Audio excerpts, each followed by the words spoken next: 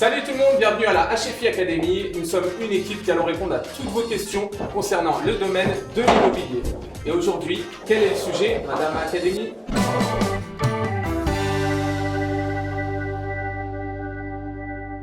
Pourquoi passer par une agence immobilière? Aujourd'hui, je suis en bonne présence de Mathieu, Marwan, Nathan et Marion. On a reçu pas mal de questions sur ce sujet, donc pourquoi passer par une agence immobilière? Et on a Clara qui nous demande quelles sont les garanties qu'on a, nous, agents immobiliers, lorsqu'on vend une maison. Nathan? Tout d'abord, en matière de sécurité, donc on doit se demander à la première visite la carte d'identité aux potentiels futurs acquéreurs parce que nous avons certaines obligations légales et vis-à-vis des clients, même si pour certains c'est une contrainte, mais le fait d'avoir une photocopie de la carte d'identité, cela permet une sécurité pour le contrôle. voilà, pour le contrôle des visiteurs. Alors c'est vrai qu'on va on va nous poser la question de savoir, quand quelqu'un appelle, a vu un bien en publicité, on ne lui demande pas sa carte d'identité immédiatement. Qu'est-ce qui peut être fait comme contrôle dès qu'on a un appel téléphonique, par exemple, Mathieu, et qu'on nous demande « je veux visiter cette maison-là ». Déjà, on va demander le nom, prénom, les coordonnées, l'adresse, et puis Les critères. après... Alors pourquoi les critères de recherche? Parce qu'en fait, finalement, si vous recherchez une maison avec 3 chambres et qu'on vend un appartement avec une chambre, ça ne correspondra pas, qu'on ne va pas aller faire visiter n'importe qui. C'est un peu l'idée. Et Madame l'Académie, est-ce que vous avez quelque chose à nous dire? Eh bien, écoutez, demander une pièce d'identité à l'acquéreur de la première visite et la conserver est important. Si vous ne le faites pas, vous exposez au retrait de la carte professionnelle en cas de récidive. Donc, adoptez les bons réflexes. Cela vous assurera ainsi une sécurité juridique. Voilà, et c'est important de le rappeler parce que, par exemple, avec cette crise Covid, on a beaucoup entendu dire que dans un restaurant, un restaurateur, il ne peut pas demander la carte d'identité, il peut demander le pass sanitaire de la personne, mais il n'a pas le droit de vérifier l'identité. Nous, on est une profession réglementée et on a plus que ce droit-là, on a le devoir de demander qui s'adresse à nous, en fait, parce que derrière, il s'agit quand même d'un pan de vie de personnes, quoi. Voilà. Nassim nous a posé une autre question. Et moi, je tiens à ce qu'on s'occupe de moi vraiment comme il faut et que ce soit le responsable qui s'occupe de moi. Marion? Eh bien, moi, je dirais à Nassim que, en passant par nous, il viendra de toute façon un client à part entière et qui mérite toute l'attention qu'on pourra lui donner en tant que client. Car chaque client est unique et chaque projet l'est également. Pour autant, du côté... vraiment sur la vente de son bien, on mettra un point d'honneur à miser sur une communication adaptée et personnalisée. Donc c'est vraiment propre à chacun. Et en plus de ça, je rajouterais qu'on a tous le même bagage, la même formation et qu'on travaille tous en équipe. Et du coup, que ce soit avec le responsable ou avec l'un d'entre nous, le résultat sera le même. Ça, c'est important parce que, Mathieu, quand tu rentres un mandat, par exemple, on en parle toujours tous ensemble.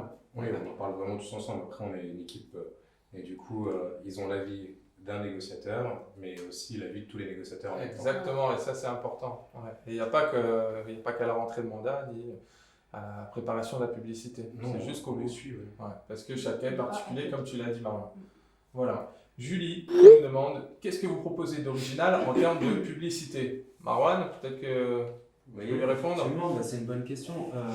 Nous, effectivement, depuis le Covid, on a développé une manière innovante de travailler. Par le biais, en fait, on passe essentiellement par les réseaux sociaux et de la technologie de pointe. On vend des plans de vie par le biais de vidéos ludiques en racontant l'histoire de nos clients, l'histoire de leur maison et plus particulièrement de leur vie de famille. Voilà, là tu réponds à la question par rapport à ce que nous on fait parce qu'effectivement, nous on ne vend pas des baguettes de pain, on vend des maisons et des maisons c'est des plus gros budgets, on ne va pas se le cacher et comme tu l'as très bien dit, c'est des pans de vie, les gens c'est toute une histoire pour eux et c'est important de raconter cette histoire, c'est pour ça que nous on travaille cette particularité effectivement. Ouais. En termes d'outils, on a parlé beaucoup des visites virtuelles, notamment pendant le Covid et on sait bien qu'on ne mise pas 400 000 € sur une visite virtuelle, mais c'est quand même un outil qui aide à amener les gens vers la publicité. Tout à fait. Et par ailleurs, on avait on a un exemple, comme sur la maison localisée à Champenoux, où nous avions rédigé une histoire et on l'avait publiée également. Et n'est-ce pas, la voie de l'académie, il me semble. Effectivement, voilà cet exemple que je vous lis de publicité. Ce joli pavillon de 95 mètres carrés, situé dans une rue très calme du village, a fait le bonheur de Chantal et Michel. En effet, tout a commencé en 1993, il y a 28 ans, où l'envie de construire avec leurs meilleurs amis s'est présentée. Ils se sont lancés dans l'aventure et ont construit l'un à côté de l'autre. Leur amitié en est sortie plus que renforcée au fil des années. Le grand jardin, d'environ 350 mètres carrés, a été le terrain de jeu des petits-enfants. Le salon de 27 mètres carrés, idéal pour éparpiller tous les jouets, et les 3 grandes chambres à l'étage, parfaites pour dormir chez papy-mamie, et qu'ils puissent se reposer après de longues balades à vélo dans la forêt de Champenoux. Le garage parfait pour y ranger les vélos, les avions de papy et les accessoires de la voiture. Aujourd'hui, les petits-enfants sont grands. Chantal et Michel ont un nouveau projet, celui de se rapprocher de la ville, de leurs filles, pour profiter pleinement de leur retraite. Alors effectivement, et je me rappelle même qu'on avait reçu un mail le soir même pour nous dire, écoutez, la maison, elle ne convient pas du tout. Mais alors, c'est pas du tout le secteur que je recherche. Mais j'ai vu passer, c'était par les réseaux sociaux, mais elle est venue sur notre site pour trouver la maison et nous écrire en nous disant, par contre, la pub, elle est top. Et ils avaient apprécié ce côté humain, sympathique, ouais, voilà, nouveau. Voilà. Donc voilà ce qu'on peut vous répondre, Julie, par la voix de Marwan et de la voix de l'Académie. Brigitte Mathieu nous demande si on est en capacité de tout gérer pour elle, parce qu'elle n'a vraiment pas le temps et surtout, elle n'y connaît rien. Alors, dans cette question, il y a 2 choses importantes. La première chose, c'est qu'elle nous dit ne pas avoir le temps. Et moi, ça me plaît de l'entendre parce que du coup, en fait, nous, on a le temps, parce que c'est notre métier. Voilà. Donc, effectivement, elle n'a pas le temps, nous, on a le temps. On fait l'entremise du début jusqu'à la fin et on s'occupera de tout. Et du coup, ça comprend les charges administratives, tout ce qui est chronophage, la phase juridique, le filtrage des appels, les visites, etc. Et dans cette question, il y a aussi qu'elle n'y connaît rien. Et là encore, ça tombe bien pour nous parce que du coup, nous, c'est notre métier. C'est notre métier, c'est un métier. C'est vraiment un métier. C'est, voilà, quand vous voulez acheter une baguette, vous allez à la boulangerie parce que le boulanger sait faire du pain. Du coup, nous, on sait vendre. Notre métier, c'est l'immobilier. On est d'accord. Donc, on a une connaissance réelle du marché. On connaît les obligations légales. Et notre métier, c'est négocier au mieux pour nos clients. Donc, effectivement, on saura tout gérer pour elle. Très bien. Chris Fernande pour Marion maintenant. Elle a besoin d'un feeling, quelqu'un qui l'appelle régulièrement. Est-ce que ça fait partie de notre boulot finalement de tenir? Alors, je pense que ça s'adresse plutôt aux clients vendeurs, mais aux clients acquéreurs tout au long de la vente, après avoir signé le compromis, mais de tenir au courant les gens en permanence, etc. Et si oui, à quel moment est-ce qu'on les prévient? Voilà. Quel est le suivi qu'on peut offrir en agence immobilière ou dans notre agence immobilière? Alors pour le coup, je trouve que c'est une bonne question parce qu'elle est souvent posée. Donc certainement que d'autres personnes ne font pas forcément ce suivi-là. Et voilà, je tiens à préciser que nous, notre métier, c'est avant tout de satisfaire nos clients, qu'ils soient vendeurs ou acquéreurs, peu importe, et quand on a un projet commun. Donc, pareil, c'est soit de vendre leur maison, soit de leur trouver leur petit nid douillet. Donc, donc évidemment, pour moi, que faire un rapport régulier, un suivi, je dirais pas forcément quotidien, mais au moins hebdomadaire, après tout dépend devant quoi on est, c'est important, c'est primordial et en fait c'est clairement la base de notre métier. C'est ça, c'est basique. C'est même pas en fait même pas un effort pour nous, c'est normal en fait. Et c'est tellement basique que peut-être que certains oublient de le faire ou voilà, après, ne prennent pas le temps de le faire et pourtant effectivement c'est basique, c'est important, sinon on n'aurait pas si souvent cette question comme tu le dis. Mais je pense que ici, on est autour de cette table, on est tous capables de travailler comme ça et on le fait tous en fait, inconsciemment puisque c'est notre métier. D'accord. Voilà. Jean qui nous écrit, et ça s'adresse peut-être à Nathan cette question. Il demande qu'est-ce qu'il a à gagner à passer par une agence. Alors voilà, c'est une très bonne question parce que toute personne n'est pas forcément au courant, tout client, acquéreur comme vendeur.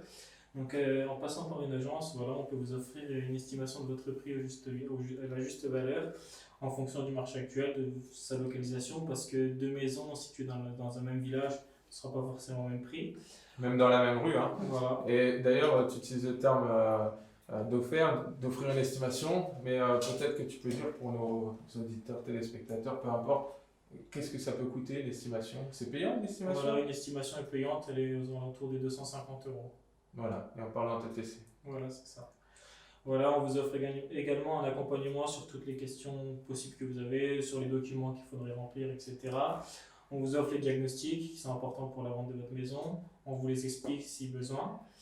On vous offre également une large visibilité à travers de nombreuses publicités. On a des partenariats avec certains clubs sportifs comme le SLUC, la SNL, voilà. On gère les contrats des futurs acquéreurs, donc en assurant la solvabilité de ce qui vous présente à vous.